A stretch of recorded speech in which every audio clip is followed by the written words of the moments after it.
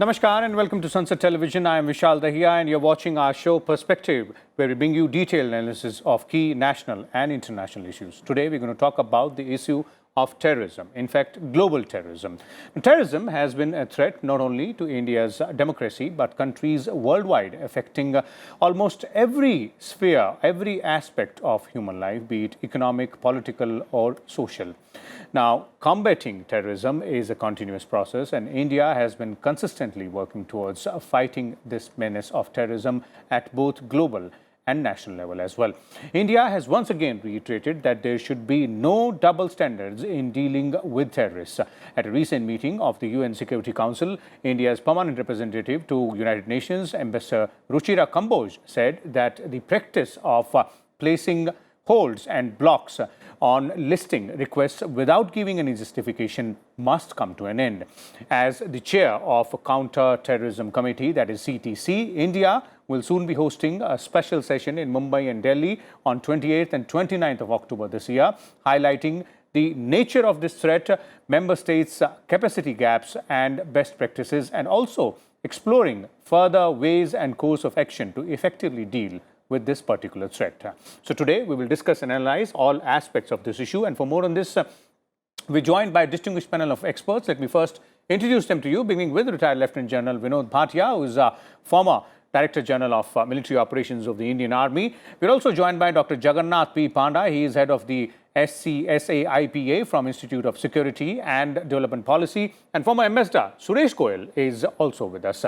Welcome, all of you gentlemen, to Sansad Television. I'll begin with you, General Bhatia, and let's first start by understanding the kind of threat which is posed by terrorism, not only domestically, but globally as of today. Yeah, I think terrorism is the major security challenge and a threat to economic development, threat to the people, threat to... It's an international threat. There's the global war on terror, which lasted for about nearly 2 decades. It's still going on. So terrorism is the new threat, whether it's hybrid war, whether it's gray zone warfare. Terrorism forms a very integral and important part of gray warfare and hybrid warfare. And unfortunately, South Asia in particular, and Pakistan very particular, is the epicenter of terrorism. If you look at terrorism around the world, around the globe, you'll find that 80 to 85% of the terrorist acts have a direct or indirect connect with Pakistan. So the Afghan region now, Afghan is now Pakistani-controlled peace process, or violent process, whatever you call it. So you find that maximum terrorism emanates and is supported by the Pak region. That is basically Pakistan, which is manipulating this for its own means. And that is where I think India's concerns for terrorism are more than anyone else, because we are directly impacted by Pak-sponsored, Pak-perpetrated terrorism. And China, of course, supports Pakistan in its quest, because Pakistan and China are partners, strategic partners, not a strategic partner. If I go a step further, I think Pakistan now has become a client state of China. You find that even the FATF, Pakistan got the support of China, Malaysia and Turkey, and that is how it's been avoiding the blacklisting. The FATF, it has not met all the criteria. And Pakistan, for some reason, though Pakistan too has terrorism right now, internal terrorism, homegrown terrorism, but for some reason, the only way it seeks parity with India is through terrorism. And that is its policy of proxy war, its policy of bleeding India with 1,000 cuts. And with the Afghan withdrawal of US from Afghanistan, this region has become hyperactive in terrorism. Okay. And we saw Zawahiri's, the US precision strike on Zawahiri and taking over Zawahiri. So these are some of the things. But Pakistan harbors the world's worst terrorists in Masood Azhar and Hafiz Sayyid, and of course the syndicate of Dawood Ibrahim, and openly. It's not that they do it openly, and they are very much. Okay. These are fair targets. Okay, indeed, that is one particular area where terrorism is emanating from, as India has been pointing out time and again. Dr. Jagannath Panda, I'd like to bring you in here. And, you know, various experts have time and again pointed out that one of the underlying reasons why the lack of international cooperation or, varying views on the issue of terrorism time and again, which come to the fore, is due to the lack of an absence of, rather, a definition, a universal definition of terrorism. Do you agree? Oh, yes, definitely. I think it's been a contested terms for many years, for many decades. one man's terrorist is another man's freedom fighter. And we know that debate. So therefore, there are two critical aspects attached to the definitional aspect of terrorism. One is the outlook which is attached to the issue of terrorism. So when we are talking about global terrorism, we need to talk about what kind of groups we are really talking about. So the outlook of the groups, the country, the funding pattern, or the association of that group in that particular country, that matters. How a system, how a country really defines the terrorism. The other one is the method of combating terrorism. I think the combating terrorism is also very closely linked with the definitional aspect of terrorism. What system, which country, and which government describes the act of terrorism in what manner. And therefore, I think the very definition of terrorism is going to be contested, not only today, it was earlier, it was a contested term, today it's a contested term, and it will continue to be a contested term. Okay. But I think what is also more important here to understand that a forum like UN is unable to generate a consensus on the definitional aspects of terrorism. And I think that is a problematic aspect for a country like India, which has been a victim of terrorism for a long time. And we do have only one definition of terrorism, that is not to encourage violence, not to take the life of the innocents, and not to take any kind of violence acts towards the civilians. Okay. And I think as far as the terrorism issue is concerned, UN should have a common definition no matter what regions, what country, and what system is concerned. Okay. Mr. Goyal, I'd like to bring you in here on these two aspects. One is the issue of threat of terrorism. Of course, as both Dr. Panda and the other esteemed panelists are also pointing out that clearly, this is a global threat, and it is evident in numbers, in incidents, in figures there as well. Second aspect, of course, is the issue of defining this threat of terrorism, and unless, as Dr. Panda is saying, there is a consensus, perhaps the stumbling blocks will remain there. I remember when I was actually part of the Indian delegation to the United Nations from New York from 91 to 95. Even in 94, there was not a working group, but in the legal committee, there was a long discussion spread over several sessions, I think 10 or 15 sessions on, and you'll be surprised to know that the idea of a comprehensive convention on terrorism was mooted at that time. And there again at that time, the definition was the main stumbling block. And as Dr. Panda said, one man's terrorist is another person's freedom fighter.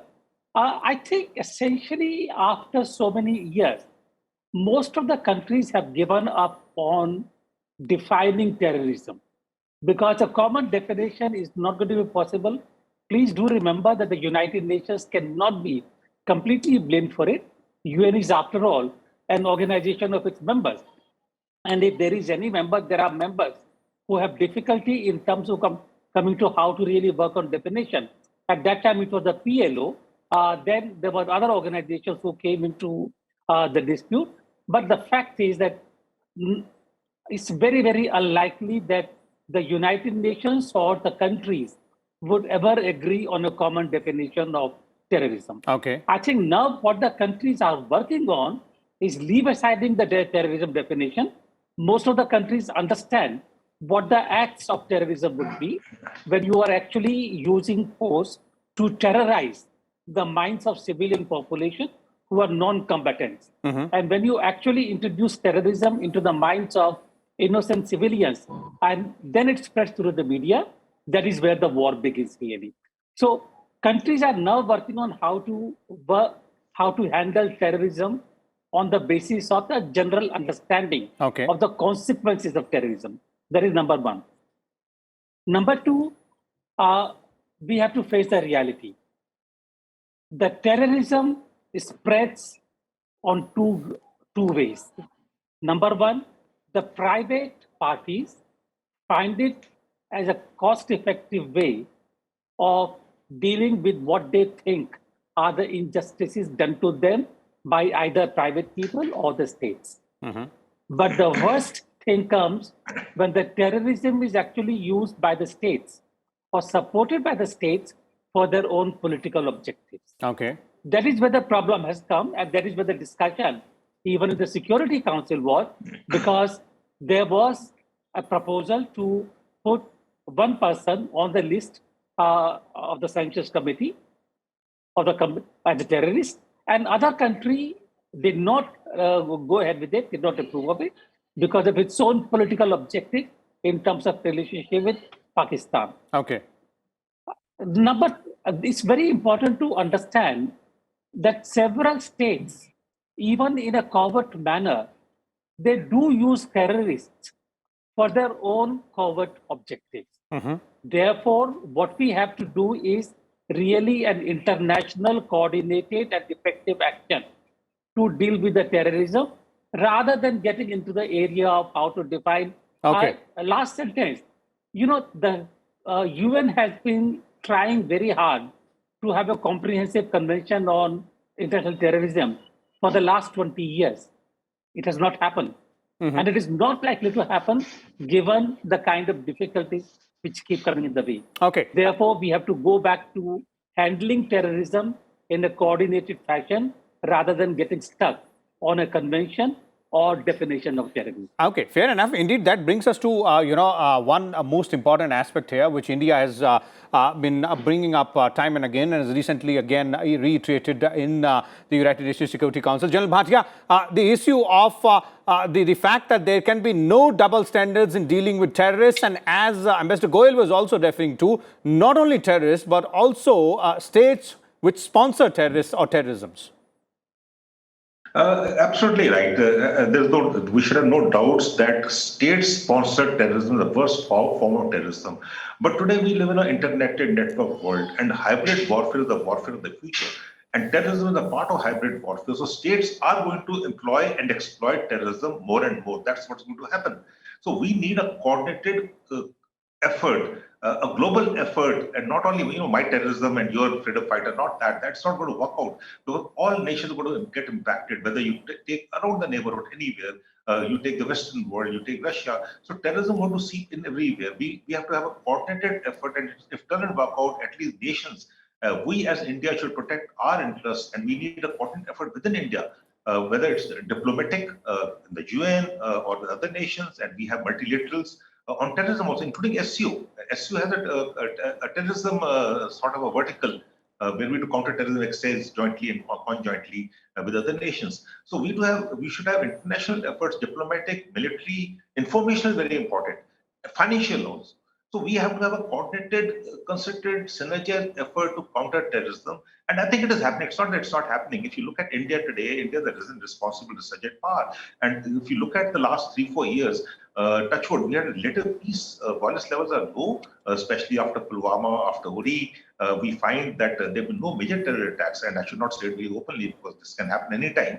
But the fact is that we are doing rather well as far as countering terrorism is concerned. But also the fact is that internationally, the effort should be recognized, because this can surface anytime. The networks exist, and the state-sponsored terrorism is very much there, and especially Pakistan is guilty of it. It's not guilty of it. It's using state terrorism as a tool to bleed India. And this can happen again tomorrow. Like I said, the AFPAC region is a very volatile region.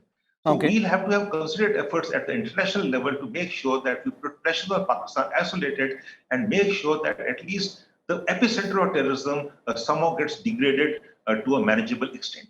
Okay. Dr. Panda, when we're talking about countermeasures to be taken against the menace of terrorism, one very important aspect is dealing with the financing part, because that becomes really crucial and really important in today's globalized world, interconnected economies, and digital or digitized world as well. Oh, yes. If we are talking about combating terrorism, then we need to talk about the source of finance, the origin of the finance for different groups to conduct terrorist activities, and also the network. The network is very critical in a globalized world, and therefore we need to find out the source, origin, the network, and the operational strategies of these terrorist networks. But more than that, I think the problem has been that to identify the groups, and I think today the terrorist groups are much more sophisticated.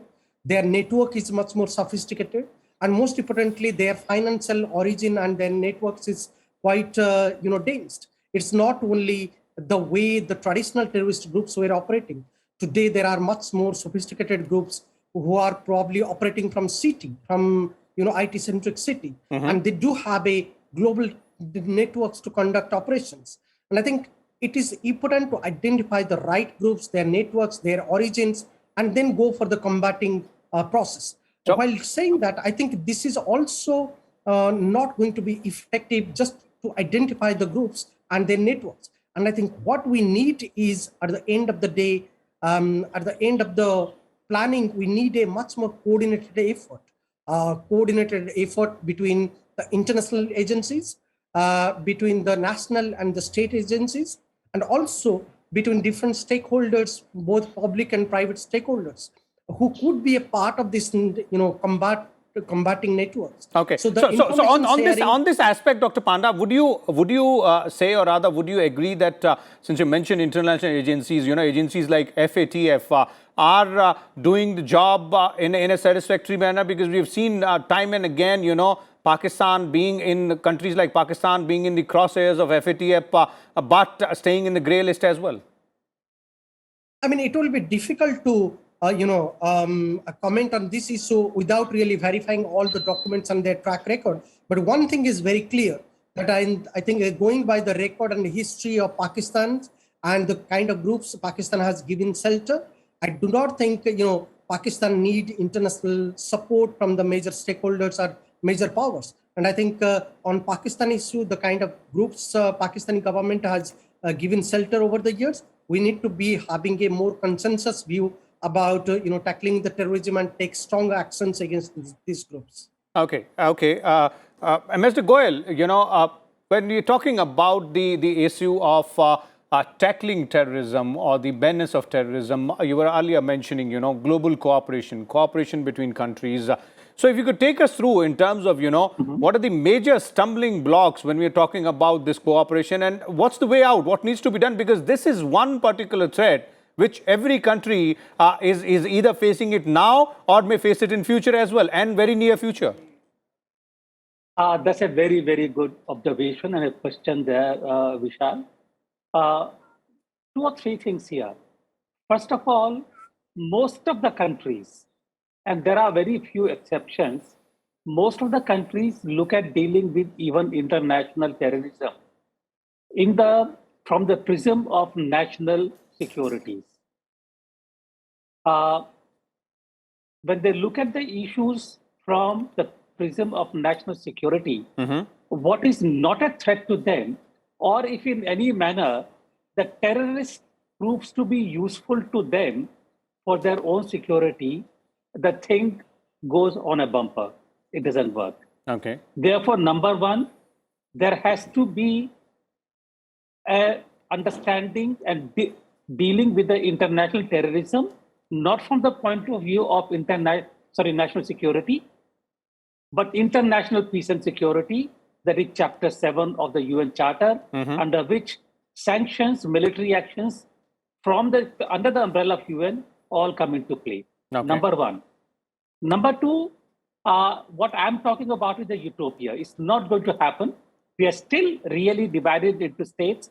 It's not a universal government, and therefore there will be conflicts between the states. Till that happens, there should be effective cooperation and exchange of information between intelligence apparatus of the various countries. It is difficult to imagine that given today's technology, an intelligence agency in a country would not know what is happening there. They may have a bit of information, but once you have those bits of intelligence and coordination, you will get the larger picture. Okay. Again, that is not happening. And number 3, and that's very, very important. I think after all this time, there is a general understanding that even at the level of countries, there are some which are hubs of international terrorism. Taliban is in the government now in Afghanistan. But how did Taliban come to the power in Kabul? We all know that. Pakistan, how many terrorists are in Pakistan. So, and in those descriptions, when we are talking about a common universal good under the United Nations, I think, again, we must tell even the P5 that the vetoes are not going to work. If we have veto in the hands of any one country, the national interest, the national security consideration would basically, again, make a mockery of whatever is the consensus there. It'll take precedence over the global issue or the global cooperation there. Let me, quickly bring in General Bhatia as well on this aspect. General Bhatia, as both the panelists are pointing out, the issue of financing, the issue of, sharing of intelligence, and also when we look at various other aspects of cooperation, international cooperation on this issue, how would you suggest the road ahead? That's a key question. Actually, the key concern is a concerted, synergized effort to counter terrorism. And when you counter terrorism, you do counter in all domains, especially the intelligence part, the finances, getting to know, anticipate, or get information on what the terrorists are planning to do. Most of the times, we do negate what they're planning to do, which doesn't ever come to the public notice.